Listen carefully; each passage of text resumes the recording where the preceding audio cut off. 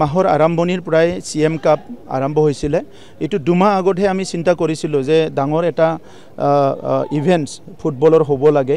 আমি ক'ব নোৱাৰা সময়ৰ পৰা বহুত বছৰ আগৰ পৰাই ফুটবল আমাৰ অঞ্চলত খেলি আহিছে আৰু আমি দেখিছো প্ৰত্যেক বছৰে প্ৰায় দুমাহ এই ফুটবলটো এটা বহুত ডাঙৰ উৎসৱৰ নিচিনা যেনেকৈ বিহু 7 দিনৰ কাৰণে পূজা 7 দিনৰ কাৰণে হয় কিন্তু ফুটবলটো দুমাহ ধৰি আমাৰ ডাঙৰ উৎসৱৰ নিচিনা গাঁৱে গাঁৱে হয়। ফুটবল খেলিবলৈতো 22 জন প্লেয়াৰে খেলে কিন্তু চাবলৈ 10,000 লৈকে মানুহ আহে ক'বাত ইয়াতকৈ বেছি আহে।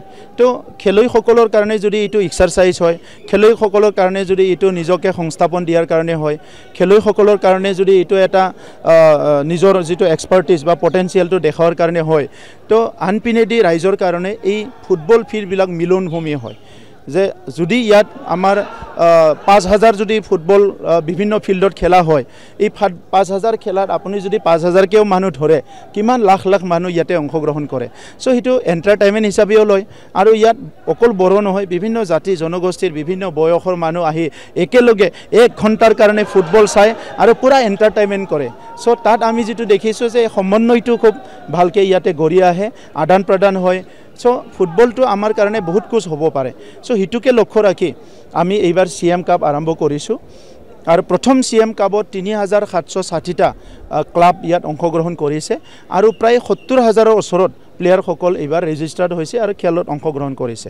আমি জানো যে আমাৰ ওদালগুৰি জিলাত আজি যদি ক'বলৈ যাওঁ বহুত ল'ৰা ছোৱালীয়ে ফুটবল খেলি চাকৰি পাইছে, কোনবা পুলিচত পাইছে, কোনবা আমাৰ কি কয় ৰেলৱেত পাইছে, কোনবা APDCLত পাইছে, কোনবা অইল ইণ্ডিয়াত পাইছে। সো বহুতে চাকৰি পাইছে। গতিকে আজিৰ সময়ত ফুটবলটো আমাৰ সংস্থাপনো হ'ব পাৰে, কেৰিয়াৰো হ'ব পাৰে আৰু আমাৰ অঞ্চলৰ যিটো পৰিচয় সেইটো ইণ্টাৰনেশ্যনেল লেভেলত লৈ যাব পাৰে। এতিয়া আমাৰ কেইজনমান প্লেয়াৰ নেশ্যনেল লেভেলত খেলি আছে, তেখেতসকলৰ দ্বাৰা বড়োলেণ্ডটো চবে জানিছে। আমাৰ ছোৱালী এজনী অলৰেডি কেপ্টেইন হৈ গ'ল ইণ্ডিয়ান ওমেন টিমত। সো অনাগত দিনত এই ফুটবল ফিল্ড জগতখনত আমি দেখিছোঁ যে বড়োলেণ্ডৰ পৰা আমাৰ নেশ্যনেল ইণ্টাৰনেশ্যনেল লেভেলৰ বহুত প্লেয়াৰ ওলাব পাৰে। এই কাৰণে এই বছৰৰ পৰা আৰম্ভ কৰি প্ৰত্যেক বছৰে CM কাপ হ'ব আৰু তাত তেনেকুৱাই প্ৰত্যেকটা পঞ্চায়তত খেল হ'ব য'ত হাজাৰ হাজাৰ প্লেয়াৰবিলাক অংশগ্ৰহণ কৰিব পাৰিব।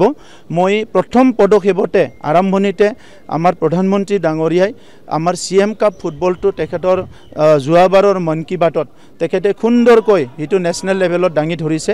আমি প্ৰধানমন্ত্ৰী ডাঙৰীয়াক ধন্যবাদ দিবলৈ ভাষা নাই। আমি অন্তৰৰ পৰাই 35 লাখ জনসাধাৰণ হয় আমাৰ প্ৰধানমন্ত্ৰী ডাঙৰীয়াক আমি কোটি কোটি ধন্যবাদ জনাইছোঁ। বড়োলেণ্ডত শান্তি প্ৰতিষ্ঠা কৰাত প্ৰধানমন্ত্ৰী ডাঙৰীয়াৰ বহুত অৱদান আছে। ভাৰতৰ গৃহমন্ত্ৰী অমিত শ্বাহ ডাঙৰীয়াৰ বহুত অৱদান আছে। অসমৰ মুখ্যমন্ত্ৰী ডাঙৰীয়াই আমাৰ ইয়াত শান্তি ঘূৰাই আনাত যথেষ্ট তেখেতৰ যিটো ৰোল সেইটো আজি আমি চবেই জানো।